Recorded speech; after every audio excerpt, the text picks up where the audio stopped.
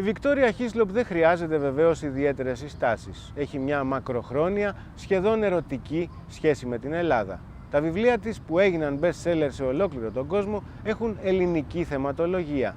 Αυτό που και εκείνη τονίζει είναι πως μια Ευρώπη χωρίς τη χώρα μας θα ήταν λειψή. Perhaps in the beginning you tell us some things about your special relationship to Greece. How did you discover Greece and what was the reason that made that different? You have been traveling in many countries, but you have this special relationship with Greece. What is the reason for that? Gosh, the actual reason, profoundly, I don't think I even know the answer myself on a sort of intellectual level. It's a very emotional connection. It's as though I have roots here, but I know I don't. It's something invisible. And it began in 1976 when I first came here with my mother and my sister on holiday, and we came to Athens. And I distinctly remember my mother and my sister not being particularly comfortable because it was very chaotic then. It was not at all like the Athens that it is today. I mean, the monuments are the same, but there was no metro. I don't actually remember many signs of any kind in English. And it was very baffling and very confusing and very hot and very dusty.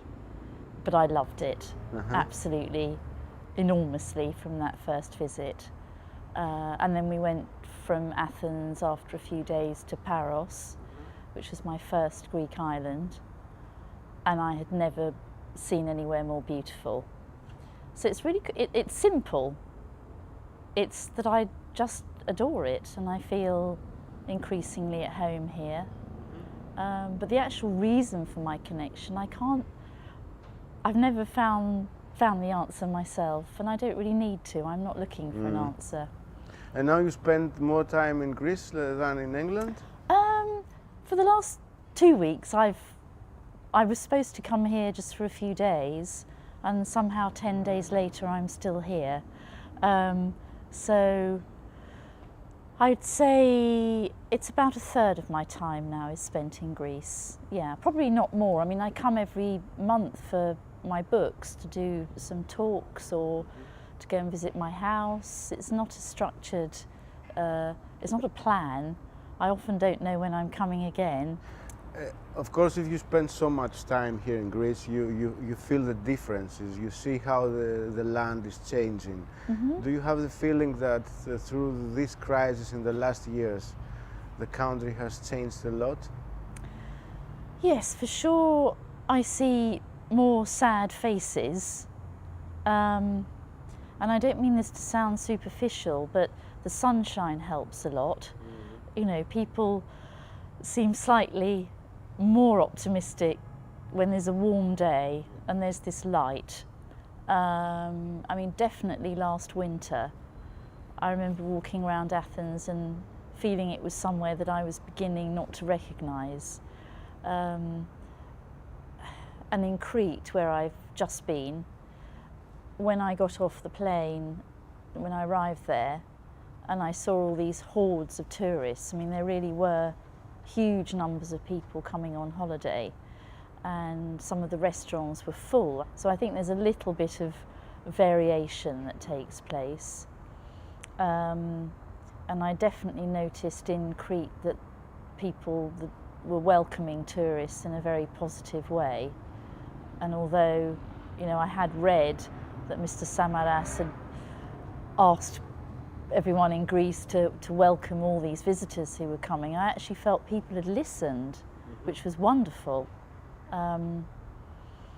So, you know, I do tend to see the optimistic side of things. I'm relentlessly optimistic about Greece because the first thing that I see when I get here is a country that theoretically has everything. It has history, it has landscape, it has weather, it has food, it has an energy. There is definitely whatever this energy that we know what it means, but again, it's sometimes hard to describe. Greece has an energy. It's not a kind of flat place. It's a place with a lot of movement. So even if I come here and I feel people are a bit depressed, I feel it's just a mood that's going to get better. And what do you tell to your Greek friends if you see them like that? Well, first of all, tell them that they're not alone.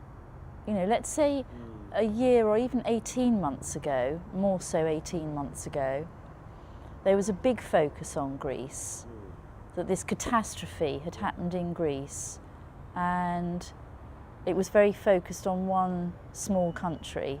And since then, you know, Spain, Italy, you know, they're big news. France has become big news. You know, France is in crisis. And I think the sense that you're not alone is always really, I mean, I know a lot of my Greek friends are, I love them very dearly, and it's not a criticism, but they're very focused on Greece. You know, I know they don't take a particular interest in European politics. You know, they read a Greek newspaper that doesn't necessarily have much international coverage. And I think that's sometimes, you know, an issue, that they only see what's happening on their own. And I think if you feel alone, your problems feel worse. You know, but the youth unemployment, that the figures are, you know, you're competing with Spain for youth unemployment, but they're not far behind. And I know that it's not helpful in some ways, but it's comforting, because it's a big problem, and if you've got a big problem, it gets resolved more kind of by the big powers. They have to resolve it, and they're not going to let Greece sink, because if they let Greece sink, that's saying Spain sinks, Italy sinks, Portugal sinks. It can't happen. And when you are in the UK, I suppose everybody knows your relationship to Greece. I suppose everybody is asking you what's happening in Greece. Some people perhaps are frightened when they hear you travel to Greece. I have also things like that. What do they ask you? Gosh, I think it's more frightening to be in London than in Greece, to be honest. Yes, I don't think people are actually that sort of small-minded. I think, again, you know, just going back to sort of crises, when the Cyprus crisis happened, you know, that's been quite well contained, I think, hasn't it? And I think people are now beginning to see that the end of the world is not about to happen, that this is about something that, you know, can be rectified. My friends are always really interested in what's happening in Greece, because in our headlines, generally headlines are bad. They're about, you know, bad things that happen rather than positive things that happen. You know, so when there were sort of riots on the front page, which there haven't been for a while, but in that period, obviously friends would say, oh, you know, be careful if you go out. And you say, well, you know, I know where they're happening. You know, sometimes I kind of walk along the edge and see what's happening. It's you know, very safe, and particularly for tourism, it's important that people don't think that Greece is not a safe place to go, because it is. Your new book, The Last Dance, it's inspired. The stories are written through this period of the crisis. Was that also some kind of an explanation, some kind of self-understanding for yourself what's happening now in Greece?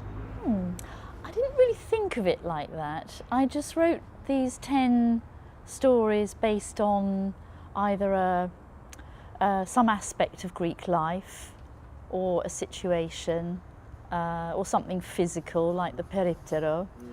And I suppose all these things interest me because they're different from the UK. They're very quintessentially Greek. And when I'm writing, I'm always conscious and always very concerned that if I just gave one of my characters, if I changed him from Yanis to John or Petros to Peter, that it's more than just a question of the name of the character. Is my character really a Greek person? And just creatively, I enjoyed describing how I see a Greek character, how I see Greek people. And it wasn't with a particular sort of political motivation that I wrote, because I think if you start writing in that way, if I started writing in a sort of politically motivated way, it would probably be disastrous. You try, I think, to show the mentality of the Greeks.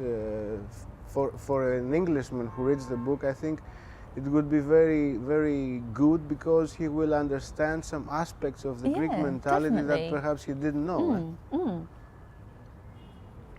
I think that's right, and I'm very lucky that I've had this opportunity to spend lots of time here and to make lots of Greek friends and to go to weddings and baptisms and funerals. You know, I've sort of seen how the sort of important events of life work, and to go into people's homes and see how family relationships are. And so, yes, I hope, you know, that I express some of that in a way that the British reader initially will maybe read about for the first time, because they're quite domestic things, and very often writers write about big events rather than the details, the leptomeria, which I find very charming because they're very different from Britain. When I read this book, I discovered for myself that you, in a way, mentioned that the Greek society, especially not in Athens, in the land, in Crete, for example, that the Greek society is a little bit conservative, or that the Greek society is on a crossroad looking for a new identity. On the one way, there are these traditional conservative ways of thinking, and the other side, it's the new, the modern times. Do you have this feeling that we are really on a crossroad? I certainly feel among, you know, young people that they don't want to be conservative anymore, that they feel they've been kind of straitjacketed. And I haven't yet written about it, but it's something I'm planning to do. Something that really fascinates me is the attitude to homosexuals, for example. You know, now in the UK, you know, homosexuals can get married. This is all completely normal. You know, I've been to gay weddings. You know, I know gay couples with children, and it's becoming very much accepted. And I find in Greece there's this sort of extraordinary kind of denial, almost, that there are gay men. You know, they're there, and yet people pretend that this doesn't exist in Greece as much. So I find all those sort of things very interesting. And Greece has to be at a crossroads, because they can't be, you know, they're not in the dark ages. They have to sort of perhaps cross a threshold and lose a bit of the conservatism. So you mentioned it already, but I want to ask you again. So you are optimistic about the future of this country somehow? Definitely. I mean, this is a feeling? You have everything. It's just a confidence. It's almost like a thing to do with confidence. And I think people here are losing their confidence. They're feeling that things aren't possible, and things are possible.